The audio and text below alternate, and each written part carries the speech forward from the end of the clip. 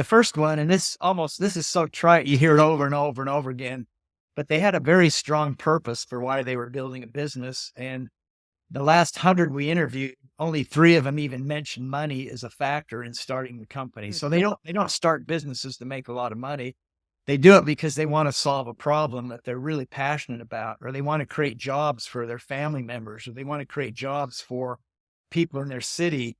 They want to solve a problem that they've been wrestling with. They want to get better service than the big corporations. They have something that's really driving them that's meaningful. So they don't quit because, building companies is very hard. It takes longer. It costs more. They earn less and you struggle. And if you don't have something driving you that's more meaningful than money, they usually quit. And so they were able to describe for us, all of them, why they were doing this. And they were very powerful and important reasons.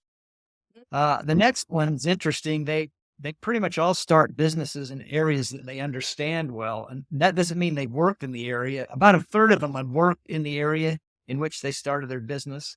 About a third of them worked in related areas, adjacent industries. But a third of them were what we call user entrepreneurs. They had no industry experience, but they loved and used the products continually.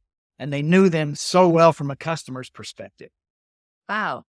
And they tend to be the more successful. User entrepreneurs with some industry experience tend to be the most successful.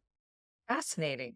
Well, then we say that another one is that they launch a true business opportunity versus an idea. And so an idea is something you think up in the morning, in the shower or sitting on the couch, or an opportunity has some components to it. And if these 5 components are present, your odds for success go up dramatically. And so we try to test the idea against these criteria for a true business opportunity.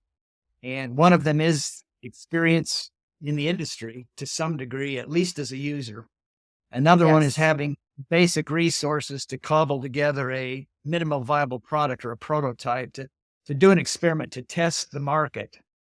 One is you have to vet the need through firsthand research, interviewing with potential customers that say, if you do that, I'll buy it, rather than survey research or secondary data.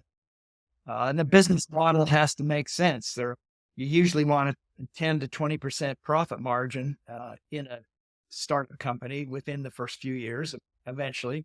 So anyway, we have these criteria for a true business opportunity.